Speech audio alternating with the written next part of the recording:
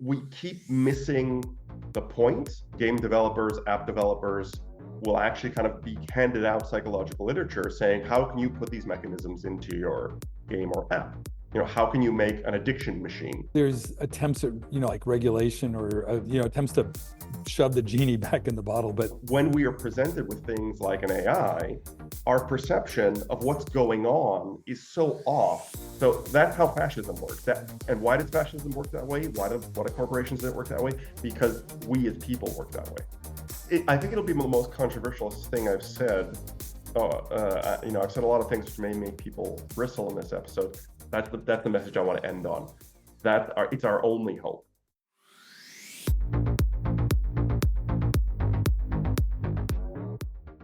Hello, everybody. I'm Urbina, host of the Omnichannel X podcast and founder and director of Urbina Consulting.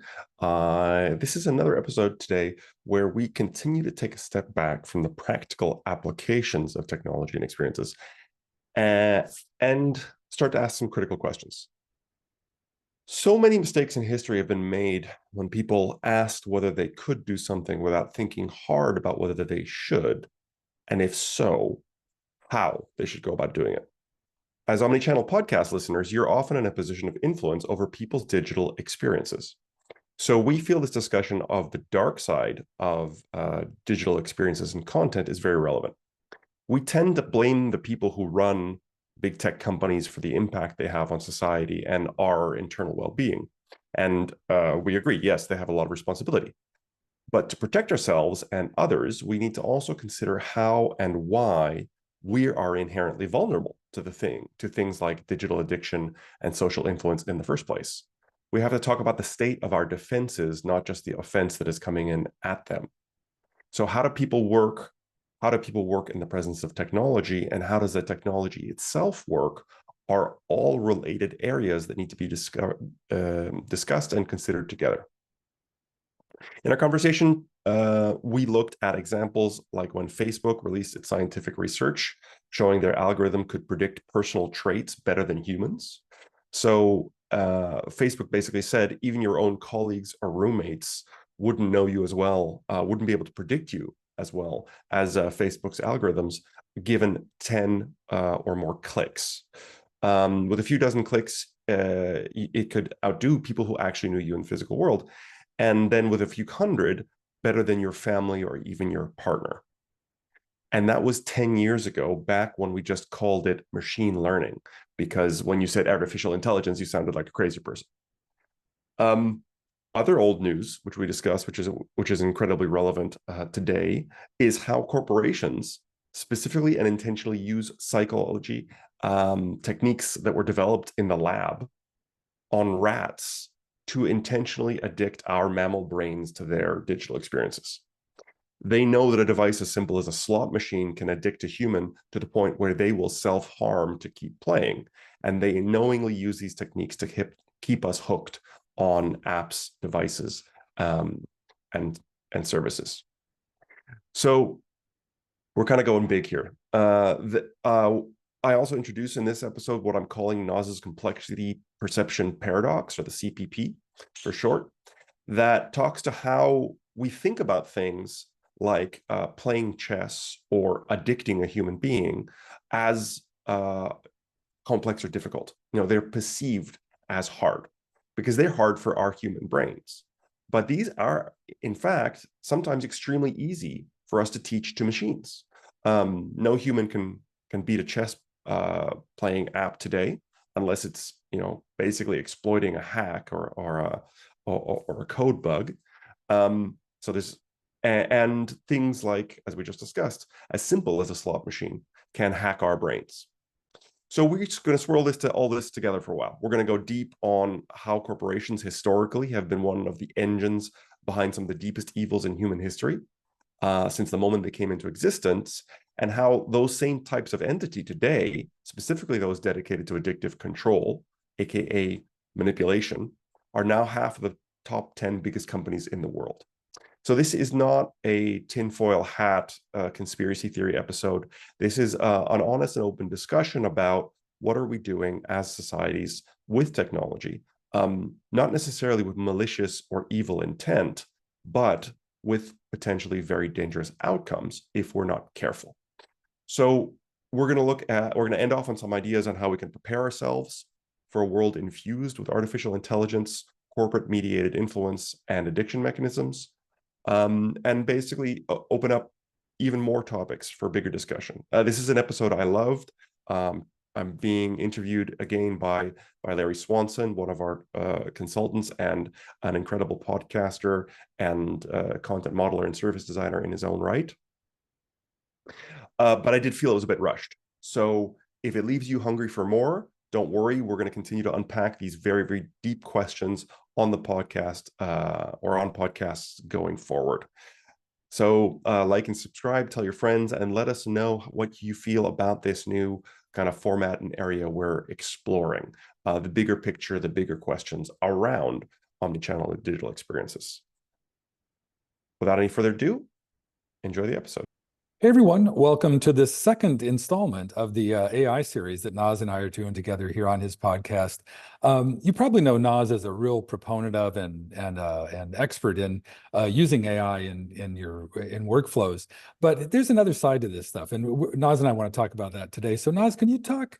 Let's start up just a little bit with there's sort of even just within the content world, there's a dark side to content and the current internet. Can you talk a little bit about your thoughts on that?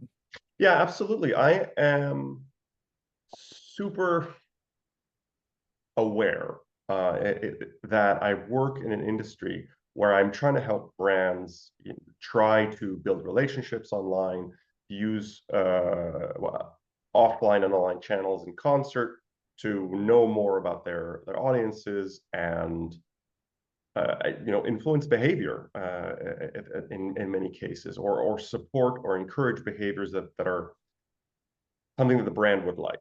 And I know that it's kind of like working in pharmaceuticals or nuclear power. I'm working in something where the intent is good, but there are so many dangers right around the periphery of what I'm working on all the time.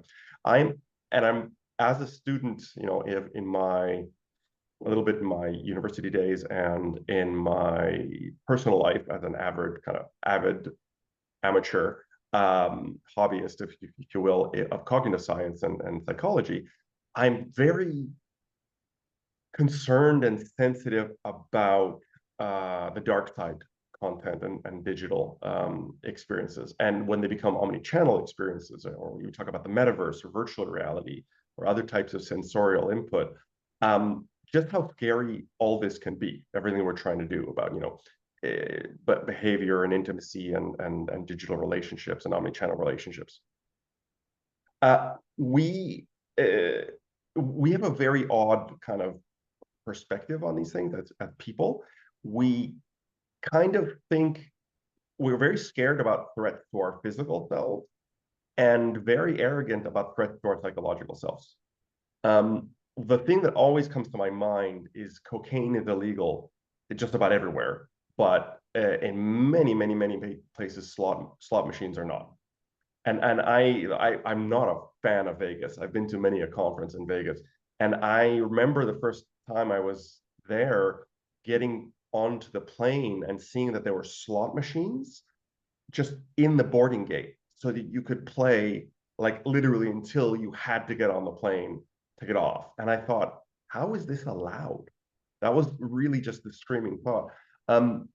I always come back to how we think about ourselves as sort of the masters of our internal self. Yet we see all these examples showing that we are not. We see cults. We know what brainwashing is. We understand cults of personality. We understand abusive relationships and cycles of abuse that people can't break out of. But as long as there isn't a physical substance involved, there's this kind of, oh, well, that's that person, that's their psychological weakness or something. Now we're starting to undo some of that stigma, but only in very select places, like actual social abusive relationships, where there's another entity involved. But where there's another complex system like a slot machine, which is a very, very simple device, we just think that we're immune to these powers of influence. And so when we're talking with content, which is all about building relationships and at the end of the day working with influence, I think that we've seen what Meta and Google and algorithmic addiction can do, yet we don't take the proper care yet. Mhm. Yeah, I love that you're a cognitive psychology enthusiast, but Silicon Valley is crawling with people just applying it every day to create more and more addictive behavior. So much like the slot machines, I think that's how I think social media feels like to a lot of people. Like, ooh, got to check my feed one more time before I go to bed. Um, but Well, they've literally added slot machine dynamics. So the pull to refresh, that's a slot machine. You pull the bar, it goes whir, and then stuff will come up. Maybe you'll win, maybe you won't. That's literally a slot machine. And that's not by accident. As you said, the people, Silicon Valley is crawling these people. A lot of people are unfamiliar with what's called a Skinner box. A Skinner box, if you are in kind of this area, is it's as common as saying, pot, pan, kitchen sink. A Skinner box is there was a cognitive psychologist named Skinner many years ago who was experimenting on addiction, and they were trying to find out what is the algorithm for addiction. And so they would put rats in a box, and they would wire up the box had a feeder contraption in it so that the rat could push a bar and get some food. And they were trying to figure out what's the pattern that will addict the rat to, will keep the rat on the bar the most time, so pulling the slot the most time. And this box and the dynamics of this box are well known in Silicon Valley. So game developers, app developers will actually kind of be handed out psychological literature saying, how can you put these mechanisms into your game or app? How can you make an addiction machine in an application?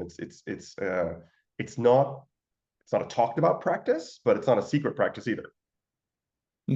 Yeah, and the other thing about that is that it's predictable. And one of the as we're both fans of behavioral psychology and that whole realm, that seems germane to this, that like those concepts of like we can as humans understand that Skinner box and the predictable behavior that comes out of that. But I think if you're in the box pressing the levers, you're not as aware.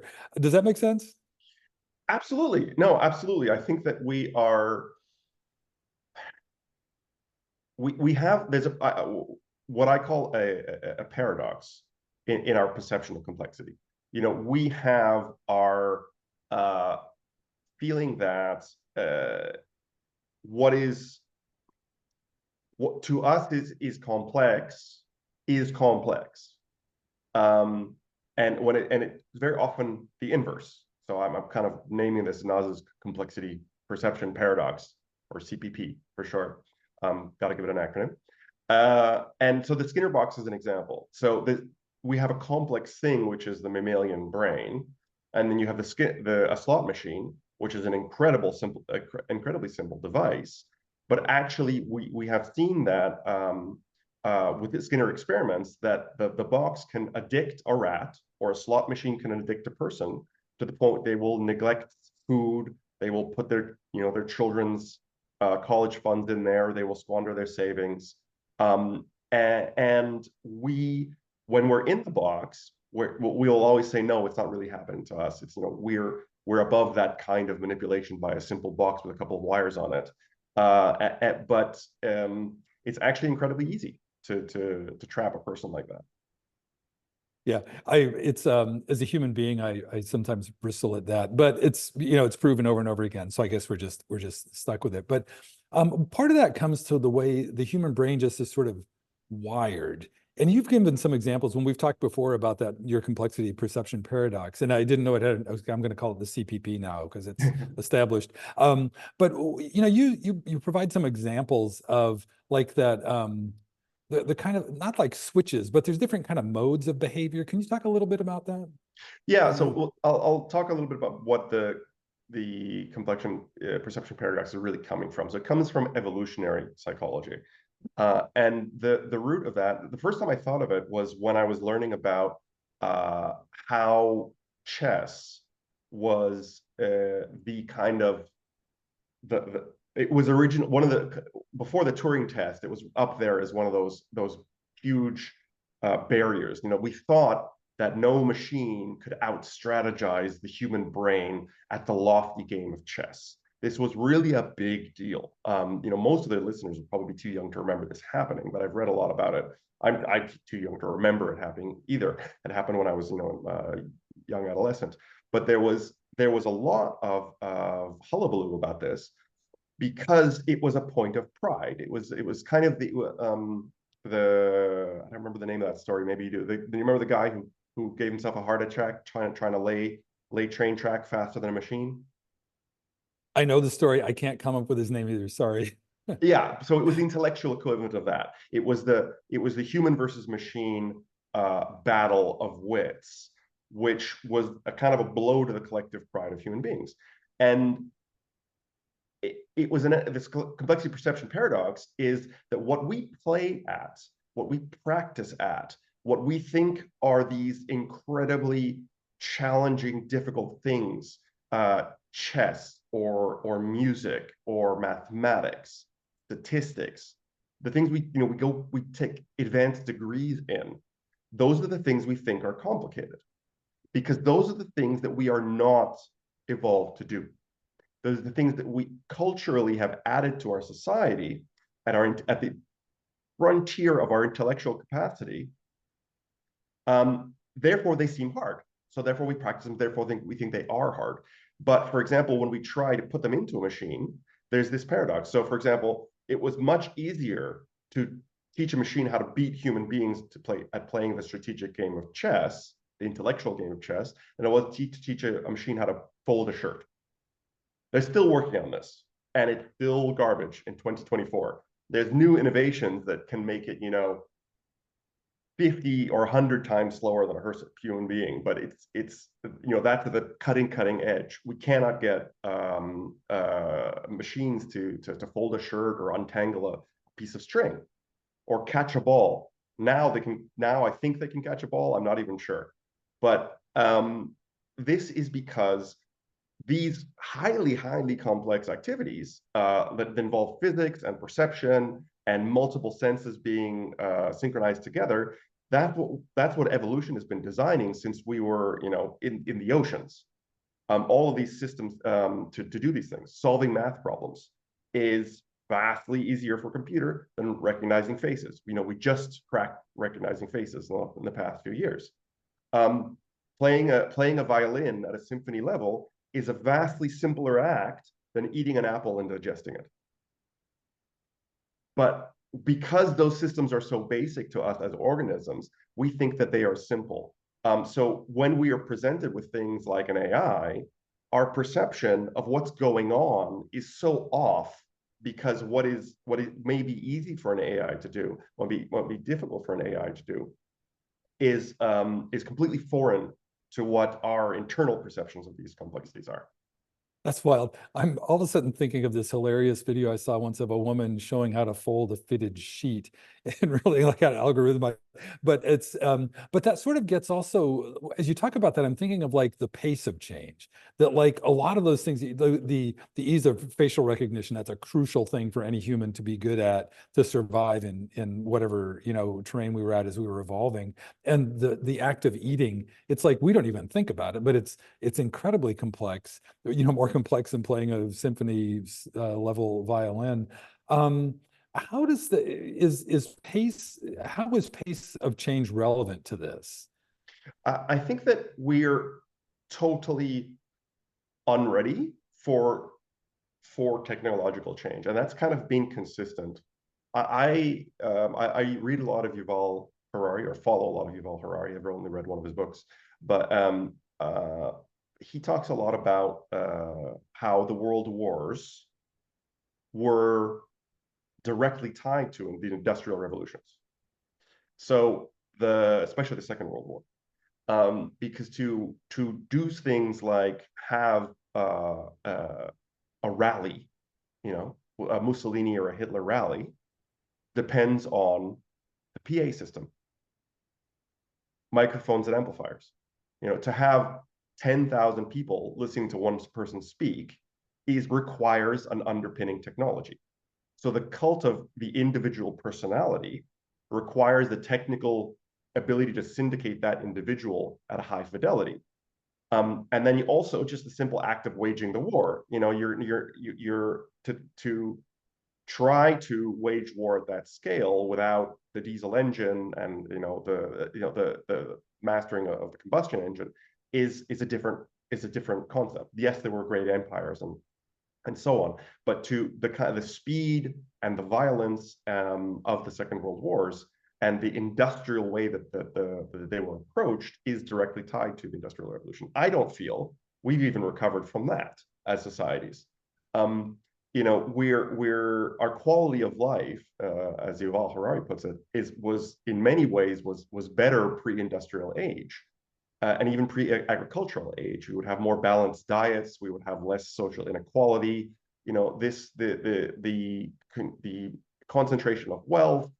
Eating only one type of grain, not getting enough light, not getting enough exercise. These are all industrial age things. And I think that many people don't know this, but AI itself was an accidental innovation. It was created like penicillin. So I don't know if people know the penicillin story. Some guy left his cheese sandwich out and then discovered that the cheese sandwich was killing bacteria, and discovered antibiotics.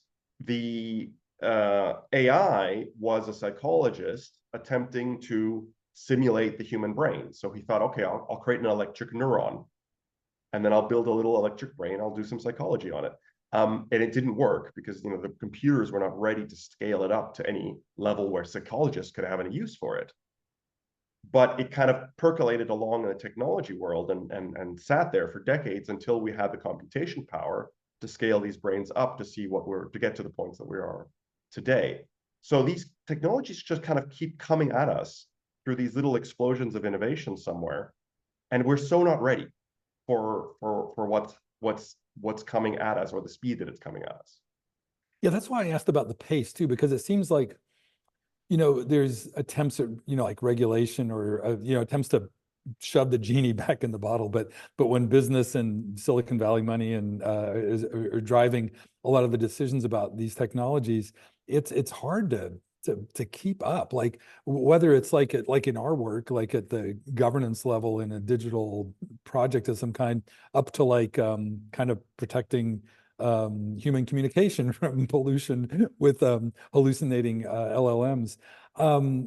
Does that make sense? Does that sound? Absolutely. I think, well, for example, the EU just came out with the first regulations, and that was incredibly fast. By legislative standards, the EU is an incredibly agile body, and it did things like it banned Chinese-style social scoring. So you cannot, no government or institution is allowed to automatically monitor and assign people social scores. That's illegal. It's also illegal to counterfeit a human being. So Google's system where an AI can call on your behalf and pretend to be a human assistant and book in a restaurant for you, it can't do that. AI systems have to self-declare. And then also set danger ranks, like medical systems or military systems are at some level of danger. There's such a thing as a prohibited level of danger. Then there's high risk, medium risk, etc. And that's kind of okay, but it doesn't escape the complexity paradox.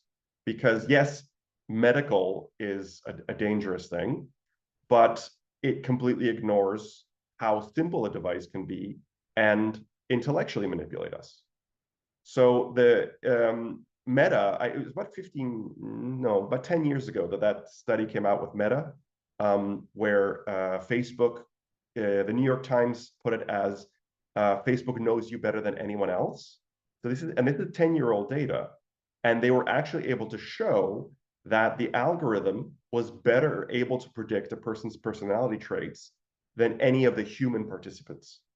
So with 10 likes, Facebook could know you better than your work colleagues. So people who actual human beings who actually know you wouldn't be able to predict your tastes or your preferences or your personality as well as a machine, even though they go to work with you.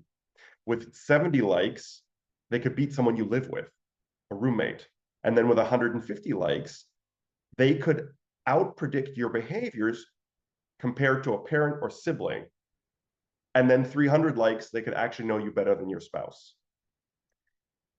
They left off the list, predict you better than you can predict yourself, which is the one that Yuval Harari is always talking about. For I'm always thinking about that one as well. None of these legislations are even touching or scratching the surface of this. And I think it's the US, I'm pretty sure, was looking at legislating based on the amount of compute required to train the models. So if you needed like a supercomputer server farm to train your model, those are the more dangerous models. And the corporations are favoring that model. So I'm sure they don't have a very nice reason for doing this, but the corporations are saying, yeah, okay, well, let's regulate the other huge models like us that took, tens of thousands of machine hours or whatever it is, pentaflops of compute power to train it, which then ignores the fact that every computational system gets more efficient. The minute that we figure out how to do it with a supercomputer, we get better at doing it on weaker and weaker computers. And Apple is just they're finally releasing their AI thing. The whole point is it's going to run quite nicely on smartphones. So is like we keep missing the point, and we're always reacting to say, okay, well, there's new technologies come out. We don't want to harm profit margins or growth. So let's see what happens before we legislate. So there's built into the system, built into the way we would like this system, is a problem that lets these technologies grow and multiply in the wild a lot before we actually come to any point of understanding them or legislating them. And that scares the hell out of me, frankly. Yeah, the pace, it's a little unnerving to think about it. But and like you said, there's the remarkably fast government efforts like on the part of the EU, but that's still not enough. Is there like maybe not a solution, but coping mechanisms or helpful ways to understand this for people, especially like I think in our worlds, we're often working with like business decision makers who are thinking about digital stuff. Like how can people, because that's the whole point, we wanted to talk today really about like getting people to think harder and better about this. Yes. Any tips at this point for like how to think better about those issues you just mentioned? Yes. So first of all, I think that there's a terrifying trust of corporations that's come out. It's this sort of dichotomy. I see people saying that they don't trust corporations, but the corporations they don't trust are like oil companies or something like that. And I'm like, yeah, sure, but it's the tech companies who you let into your home. It's the tech companies who you like take care of your children.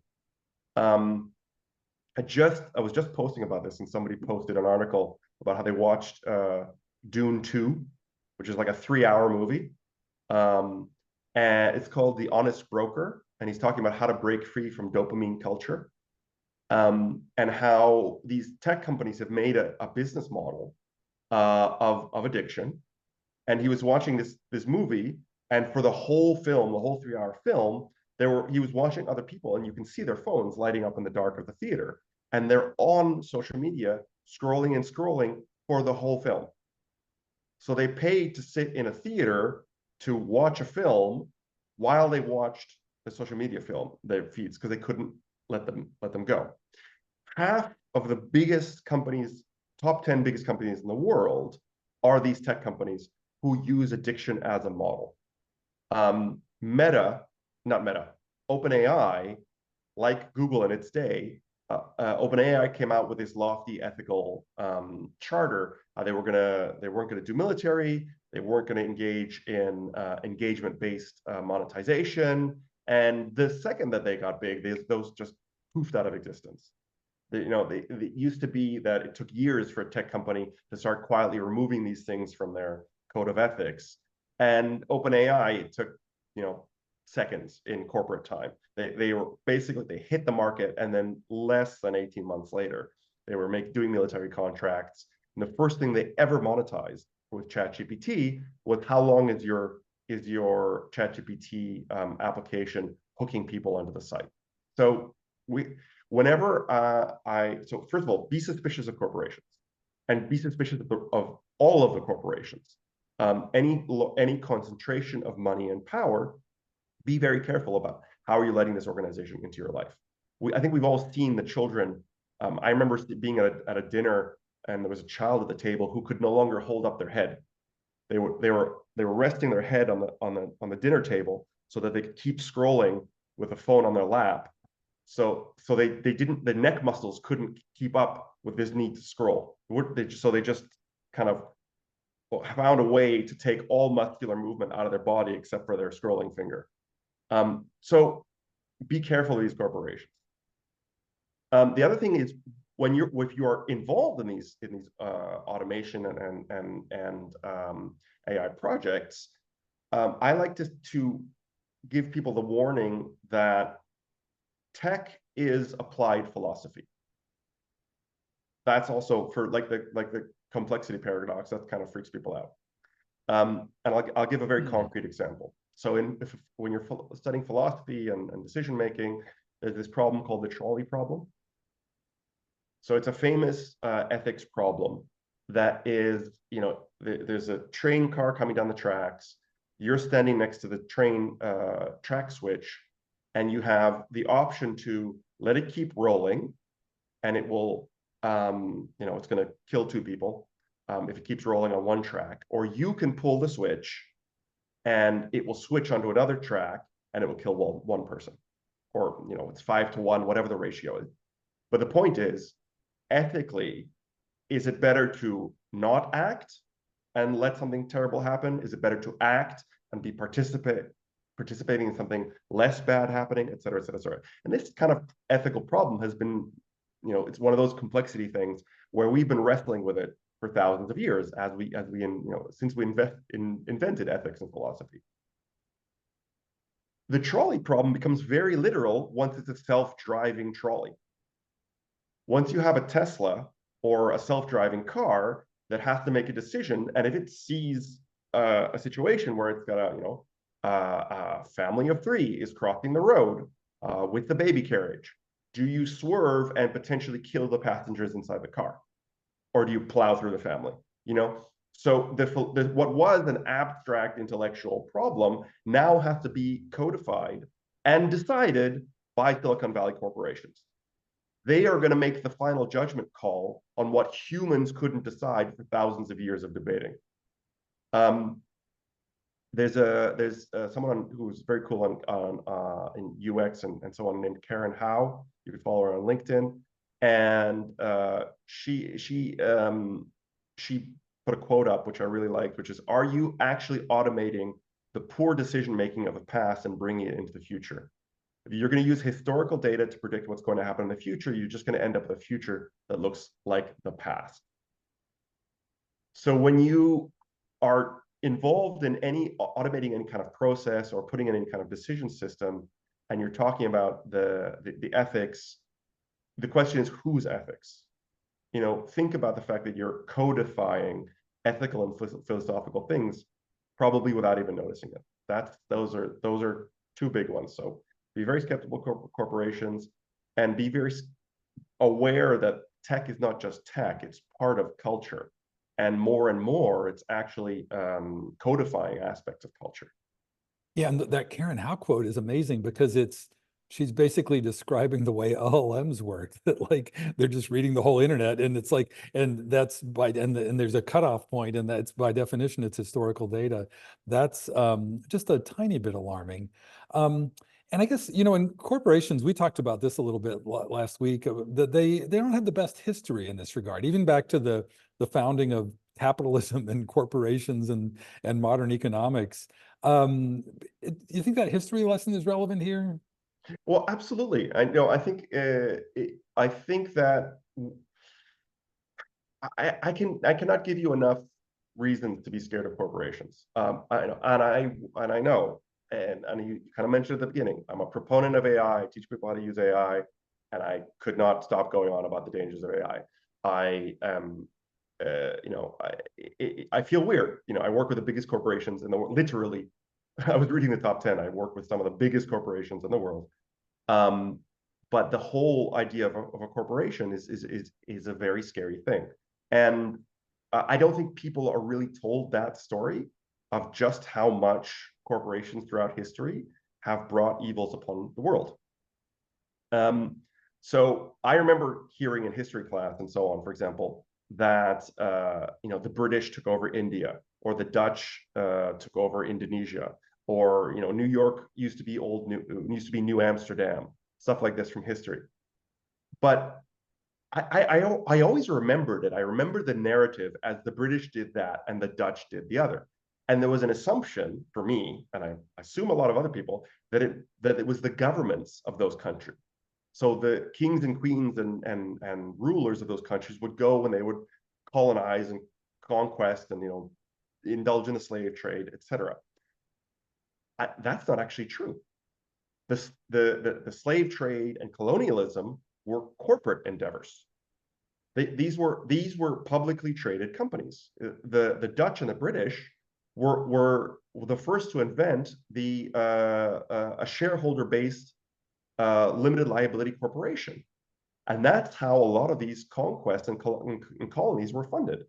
You as a person, like the same way we can invest in Bitcoin or buy Apple devices, knowing perfectly well that they're built with lithium that is extracted from mines with horrible human rights conditions in Africa, and the LLMs are being trained with human exploitation. The devices are built in China with human rights abuses there. In the same way that we kind of casually participate in that, the average shop merchant in the, you know, in the early days of corporations in the UK or the Netherlands could be buying shares to enrich themselves off corporations that were trading slaves. And Indonesia, the island of Indonesia, which is now like a whole nation with millions of people in it, was run by a Dutch corporation for 200 years. So for 2 centuries, it was under corporate rule until the Dutch nationalized it. It was actually the British government who told the corporations they could no longer trade slaves. It was not a national practice. It was in the same way we bring out technologies today. It was a corporate innovation, and then eventually the society goes, wait a second, what are we doing? And hopefully, you know, we're going to react faster this time. You know, society is moving faster, information moves faster. But we have to see that it's not now. It's not corporations have gone bad. The model of corporations has always been doing this in society. Leaded gas, you know, tainted medicines. There's been a history of this, and I think that the awareness of just how inherent that conflict of interest is helps us kind of be more cautious when we're either building these systems or participating with these systems, engaging these systems, or letting them into our lives. Yeah. A quick aside on that. I've moved to the Netherlands about a year ago, and right now today I'm working in Amsterdam. I'm probably no more than a kilometer from the East India Trading Company's first office. So nice little circular historical thing there. But as you talk about that, and also I listened yesterday to a podcast with Timnit Gebru, the founder of the Distributed AI Research Institute, and she's very critical. One of the criticisms she levied yesterday, and I've heard her say it before, is that colonizers just can't stop colonizing. And she was talking specifically about Silicon Valley, sort of this TESCREAL ideology. That's a whole other thing to talk about. But just this notion of, and I think there's a dynamic in there that's relevant to what you were just talking about. This notion, I think some of that they probably thought they were being noble and adventurous and discoverers and expanding, bringing good to the rest of the world or something like that. Is there a similar dynamic, do you think, in this, or is it the financial part, or is there some kind of hubris or something like that that's driving that creates these dangers from corporations? Well, corporations are collections of people. Uh, they are agreements that are made among people, and I think it comes back to the very beginning. It's kind of it's tangentially related to the complexity, the CPP, the complexity perception paradox. We have to have the right mindset. What I think that we can say that we're in late stage capitalism. And more importantly, late stage individualism. I think that the corporation, it is easy to get seduced by the idea that, I'm investing in this organization and this is a relationship between me and the brand I'm investing in. And we're not really too concerned about I'm not concerned about, we're not able to, with our mammalian brains, we're just not able to track that many relationships. We can barely track all the relationships we have in our own lives. And tracking what happens to all of our investments and purchases, it's practically impossible. We can't, but also we're kind of celebrating it. There's a celebration of individualism, there's a kind of a me culture, and living your truth, and that makes us very exposed to the message of like late stage capitalism and corporate stuff. So Yuval Harari and also Naomi Klein, if you've heard of her, she's really brilliant. Just Google a couple videos of her; she's pretty incredible. And when we can't get over ourselves, that's actually when we're our most vulnerable. Harari, and actually several other thinkers on this point out that fascism and dictatorships and cults, they butter us up with messages. They create this kind of dichotomy, but it's like I'm thinking of like weight loss commercials in my head. You want to be this, you don't want to be that. You're great when you're like this. This is not a good thing. Like this kind of creating this dichotomy of good and evil, and making you feel like either you are good and you should keep doing that, and this is this corporation to help you be the best you could be, or you're in danger of getting polluted and bad. You're in danger of doing whatever the product helps you ward off. So that's how fascism works. And why does fascism work that way? Why do corporations that work that way? Because we as people work that way. Individually, we want to avoid the bad and get the good. And I think the way to kind of stave this off and how this mechanism can be avoided is accepting the whole truth. So I'm sitting here in this as a self-aware person trying to say, I'm somebody who teaches AI and also tries to teach about the dangers of AI. I'm somebody who works with big corporations and also am sitting here spending the last 35 minutes talking about how evil they are. I own some Bitcoin, which is destroying the planet. I eat meat, so I'm not trying to send the message, be like Nas. What I'm trying to send the message is, at whatever you are doing, accept that the world is complicated. The world actually is complicated. And anyone who's trying to tell you that it's not, is trying to get something out of you. So nice. Yeah, so I think that that's our weakness, when our desire to simplify, and our desire to feel good about ourselves. And anybody who's playing into that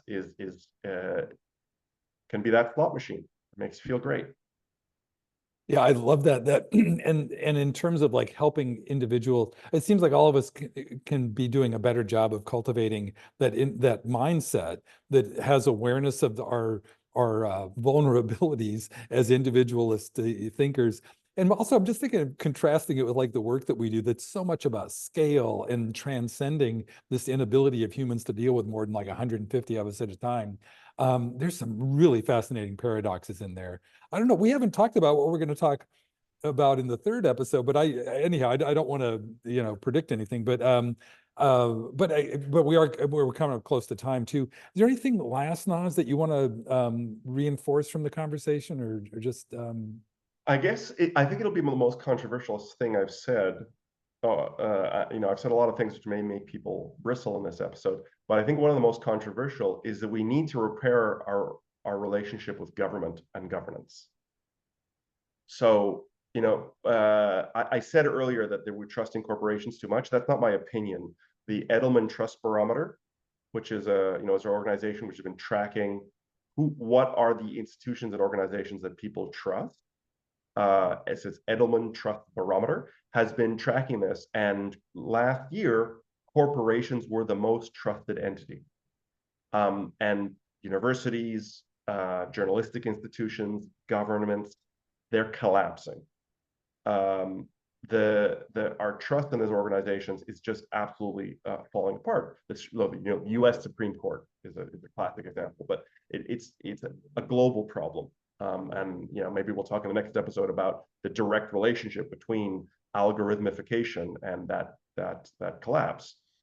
But government is our only mechanism to combat corporations. And some people are just going to want to hang up the podcast right now because there's so much distrust and I'll say hate for governmental institutions and government in their current incarnation that just no one wants to participate anymore. And it's leaving this power vacuum that of course corporations are filling in to running into fill.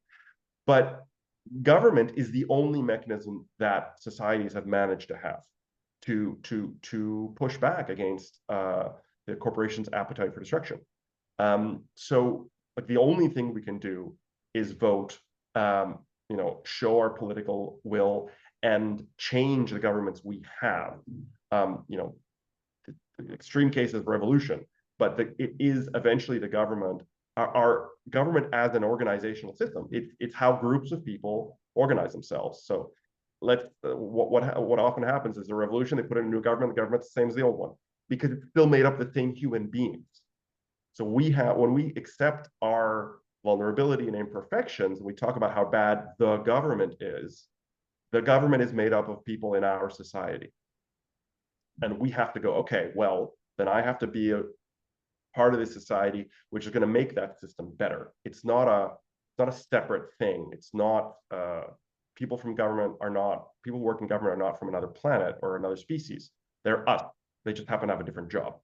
So coming back to that, and I stutter when I say this because I know how many people cannot connect with this idea of government being something that actually has any hope or actually could do any good in the world anymore. That I think that's the message I want to end on. It's our only hope. We have to govern ourselves better, and we have to organize ourselves better to take organized action to protect ourselves. That's what the message I would go out on. I love that. And I did not expect to end here, but landing on democracy and citizenship, and like we just got to get out there and participate more and take it back. Well, thanks so much, Naz. Really fun conversation. My pleasure. It was a great one. Cheers, Larry. Cheers.